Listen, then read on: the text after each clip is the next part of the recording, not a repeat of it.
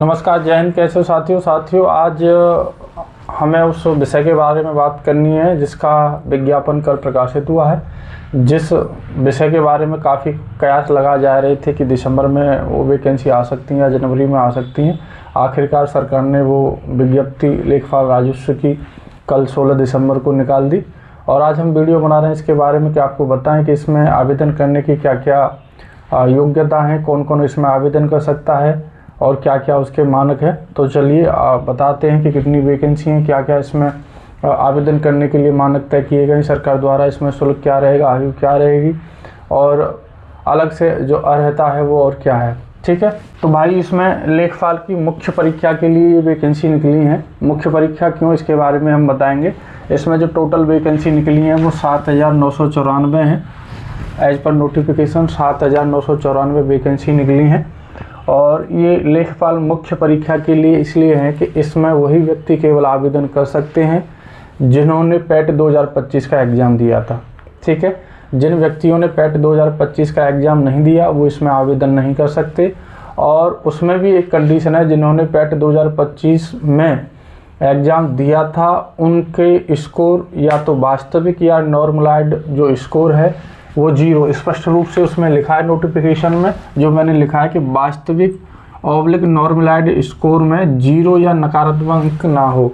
यानी जिस व्यक्ति ने पेपर तो दिया है, अगर उसके नकारात्मक अंक अगर आते हैं तो वो भी इसमें आवेदन नहीं कर पाएगा।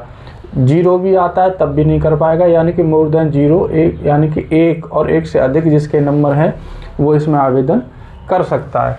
ठीक है, तो ये इसका आवेदन का आधार है कि आवेदन में वही व्यक्ति इसमें आवेदन कर सकते हैं जिन्होंने पैट 2025 का एग्ज़ाम दे रखा है और 1 से अधिक जिसने नंबर प्राप्त किए हैं वो इसको दे पाएगा।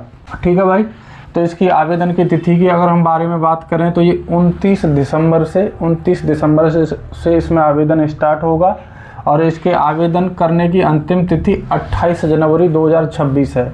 ठीक है, यानी कि अभी आवेदन प्रक्रिया शुरू होने में ही 10-12 दिन हैं, क्योंकि आज 17 हो चुकी है जो मैं वीडियो बना रहा हूँ। तो 29 से स्टार्ट होंगे और 28 जनवरी तक, क्योंकि बेसिकली 1 महीने का समय रहता है आवेदन करने के लिए।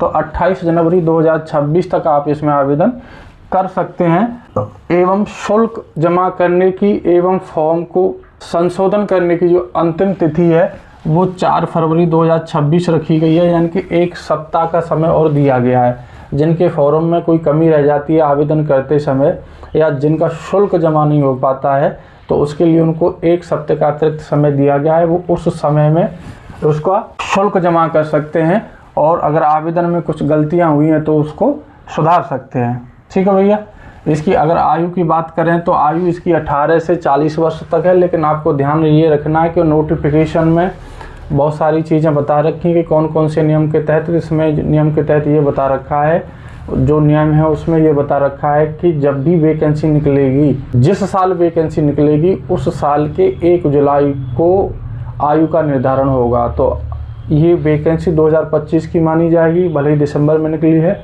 तो 2025 में ये वैकेंसियाँ निकली हैं तो इनके जो आयु का निर्धारण यानी कि 1 जुलाई को होगा, जो कि 1 जुलाई को उस आवेदक की जो आयु है वो 18 से 40 के बीच में होनी चाहिए। ठीक है भैया, 1 जुलाई को 18 से 40 के बीच में होनी चाहिए। यानी 1 जुलाई 2025 को व्यक्ति 40 वर्ष से ज़्यादा नहीं होना चाहिए और 18 से कम नहीं होना चाहिए, वो व्यक्ति इसमें आवेदन कर सकते हैं। दूसरी बात यह है कि अगर इसमें फ़ीस की बात करें तो इसमें सरकार ने स्पष्ट कहा है कि फ़ीस कोई नहीं ली जाएगी। केवल आवेदन प्रक्रिया शुल्क के नाम पर 25 रुपये का उन्होंने शुल्क बताया है। किसके नाम पे बताया है? आवेदन प्रक्रिया के नाम पर ये 25 रुपये का ये आवेदन प्रक्रिया शुल्क है। और ख़ास बात यह है कि अगर आप आवेदन प्रक्रिया शुल्क जो 25 रुपये है तब तक जमा नहीं करेंगे, आपके आवेदन का प्रिंट आउट नहीं निकलेगा। ये स्पष्ट लिखा है, जब तक आप ये शुल्क जमा नहीं करेंगे आपके आवेदन का जो है प्रिंट आउट नहीं निकलेगा। ठीक है भैया, दूसरी बात यह है क्योंकि ये पैट पर आधारित वैकेंसी है तो आपने पहले जो पैट में अपने हस्ताक्षर एवं फ़ोटो लगाएं। जब आप अपना रजिस्ट्रेशन कंप्लीट कर लेंगे, अपना नाम, पिता का नाम, ये सारी चीज़ें भर लेंगे, उसके बाद में क्या होगा कि आपके स्वतः ही उसमें फ़ोटो एवं हस्ताक्षर दिखाई देंगे। उसमें स्पष्टीकरण, उसमें विज्ञप्ति में स्पष्ट लिखा है कि जब आप अपना आवेदन भरने का रजिस्ट्रेशन पूरा करते जाएंगे तब उसमें स्वतः ही आपका जो फ़ोटो उसमें लगा हुआ है पैट में एवं हस्ताक्षर जो लगे हुए हैं वो स्वतः ही दिखाई देंगे और उनको आपको सबमिट करना है। अलग से आपका सिग्नेचर और फ़ोटो लगाने की आवश्यकता नहीं है, ऐसा इस नोटिफिकेशन में बताया गया है। तो आप ये ध्यान रखें कि आपका जो फ़ोटो पहले लगा हुआ था वही इसमें मान्य होगा। जो पहले से लगा हुआ है वो ऑटोमेटिक उसको केवल सबमिट करना है और वही उसमें लगेंगे। ठीक है भैया। तो अगर हम वैकेंसियों के बारे में बात करें कि वैकेंसियां इसमें टोटल तो 7,994 हैं। बाकी अगर वर्गवार बात करें तो किस वर्ग में कितनी है, जनरल की बात करें तो 4165 वैकेंसी इसमें निकली हैं। और एससी की अगर बात करें जो अनुसूचित जाति होती है उसमें 1446 अनुसूचित जनजाति यानी कि एसटी में 150 वैकेंसी हैं। ओबीसी में अन्य पिछड़ा वर्ग जो होता है उसमें 1441 और ईडब्ल्यूएस में 792 वैकेंसी।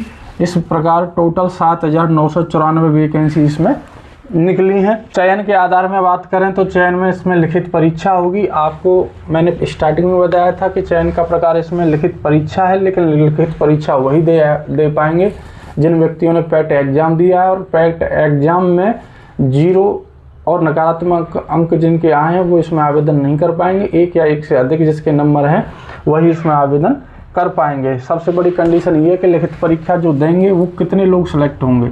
मान लो पैट में 15 लाख लोगों ने एग्ज़ाम दिया है, 10 लाख ने दिया है, एग्जैक्ट नंबर मुझे नहीं पता है कितनों ने दिया है, लेकिन सपोज करो जितने ने भी दिया तो इसमें स्पष्ट दिया गया कि 15 गुना लोग ठीक है इसमें लिखित परीक्षा के लिए पास किए जाएंगे। अच्छा, इसमें रहेगा क्या, इसका जो लिखित परीक्षा है उसके बारे में ये बताया गया है कि इसमें 100 प्रश्न आएंगे और 100 प्रश्नों के लिए 2 घंटे का समय दिया जाएगा। 100 प्रश्न 100 ही अंक, 2 घंटे का समय दिया जाएगा।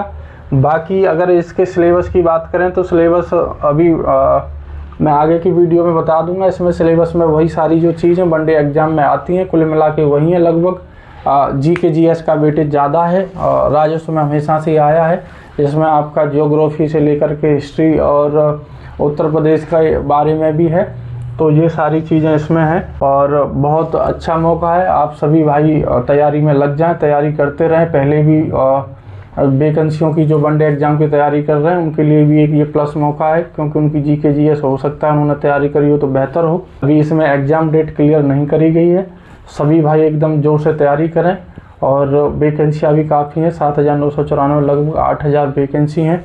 अपने आप की तैयारी मजबूत बनाएं और सबसे कहना यही होगा कि ये मौके बार बार नहीं आते हैं, कब की वैकेंसी कब निकलती हैं, तो कृपया छोड़ें ना और किसी भी एक वैकेंसी को पकड़ के ना बैठें कि हमारा केवल यही देना है। जो आपको जॉब मिल जाए पहले उसको पकड़ लें, उसके बाद आपका जो एम है कि उस वाली जॉब को ही करना है उसके लिए तैयारी करते रहें, लेकिन पहले बेरोज़गारी को मिटाने की कोशिश करें।